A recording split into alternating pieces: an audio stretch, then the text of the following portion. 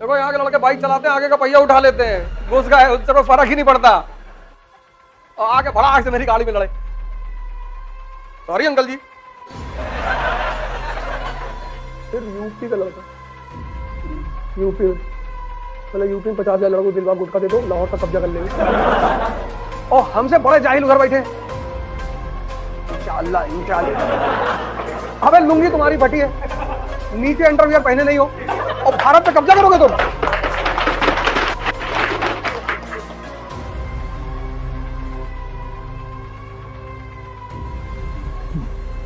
जय Hind friends.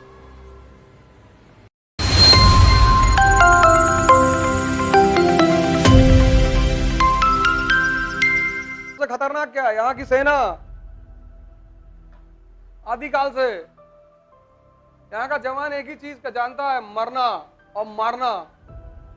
IPKF UN है, पूरी दुनिया में इंडियन पीस कीपिंग फोर्स को यूज करती है। देखो यहाँ के लड़के बाइक चलाते हैं, आगे का पहिया उठा लेते हैं, घुस गए, उससे कोई फर्क ही नहीं पड़ता। कल 2 लोग यही क्रॉसिंग पे ऑन स्कूटर, वो बैरिकेडिंग गिर गई है, ऑन स्कूटर झुका के निकाल ले, ऑन एक्सीलेटर पकड़े और वो निकले, तब तक एक्सीलेटर दब गया और आगे भड़ाक से मेरी गाड़ी में लड़े। सॉरी अंकल जी।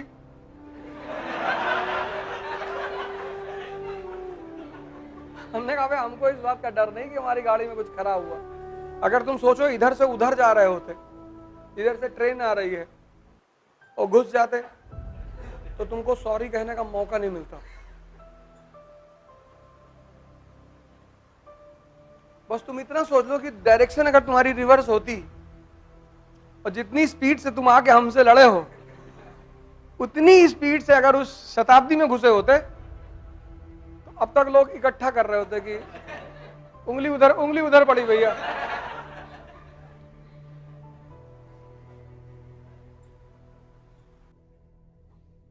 भाई साहब हम पाकिस्तान पे न्यूक्लियर बम मार देंगे और रेडिएशन कहाँ जाएगी?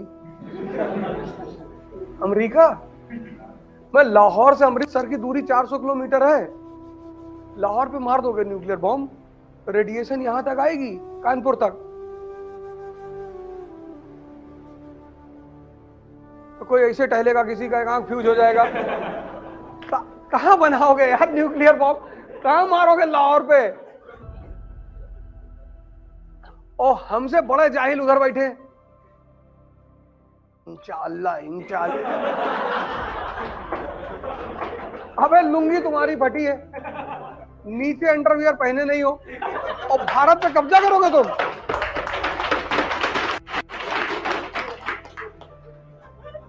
वो अजीब पागल है, अजीब, ये कर देंगे वो कर, कुछ ना कर पाओगे। सिर्फ यूपी का लड़का,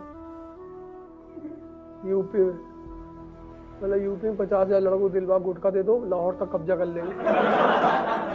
उन्हें ज्यादा कुछ चाहिए नहीं, कहते भैया 10 पुड़िया दिलवा दिला दो, बाकी हम बना लेंगे रास्ते में। इतनी पॉपुलेशन 25 करोड़, जितनी पाकिस्तान की पॉपुलेशन है उतनी यूपी की है और खाली बैठे, एमबीए करके बैठे, इंजीनियरिंग करके बैठे और क्या किए हैं ये पता ही नहीं। जैसे उनसे पूछो एमबीए में किससे की हो, फाइनेंस से, क्या होता है, अब ये सब नहीं पता है। तो ये सब कहां काम आएंगे? ये सब ऐसे ही काम आएंगे। कहेंगे हीरो होंडा स्प्लेंडर दिला दो, हम 5 लोग बैठ लेंगे टंकी पे, एक और बाकी 4 गद्दी पे। ज्यादा बॉडी है ही नहीं, मेहनत करनी नहीं, खा मैगी जनरेशन है, कहते मैगी खा लो, कोको कोला पी लो और Thums Up, taste the thunder. 4 साल पी लोगे, 5वें साल डायबिटीज हो जाएगी, तुम्हारी जिंदगी में थंडर ही थंडर हो जाएगा, खत्म, तुम्हारी कहानी वैसे ही खत्म।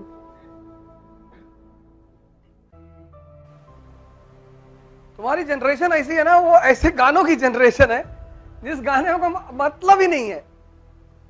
गाना ना अंटा माहुआ माहुआ अंटा माहुआ, अभी हम पिछले 2 दिन से सोच रहे हैं कि कहीं ना क्या चाहती है, मतलब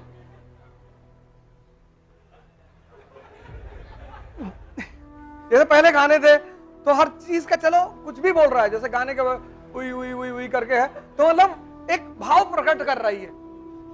ये अंडा माहू से क्या निकल रहा है हमें समझ में नहीं आ रहा।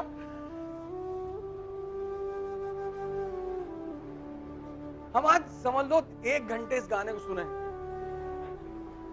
मतलब मेरी 3 घंटे की वॉक होती है, 1 घंटा बल्ला आगे अंडा माओ, हमको अच्छा लग रहा था और स्पीड बढ़ रही थी, बाकी कुछ अंदर जा ही नहीं रहा था, कुछ समझ में नहीं आ रहा, बस वही उतना समझ में था ऊ अंटा माओ माओ। तो मैं कहा यार ये जो है ये बहुत सही गाना है दोस्त, मतलब कुछ भाव पैदा होना चाहिए ना, हर संगीत पे एक भाव पैदा होता है, या हो सकता है तमिल भाषा में है तो मुझे नहीं समझ में आ रहा है, लेकिन कुछ तो होगा जरूर।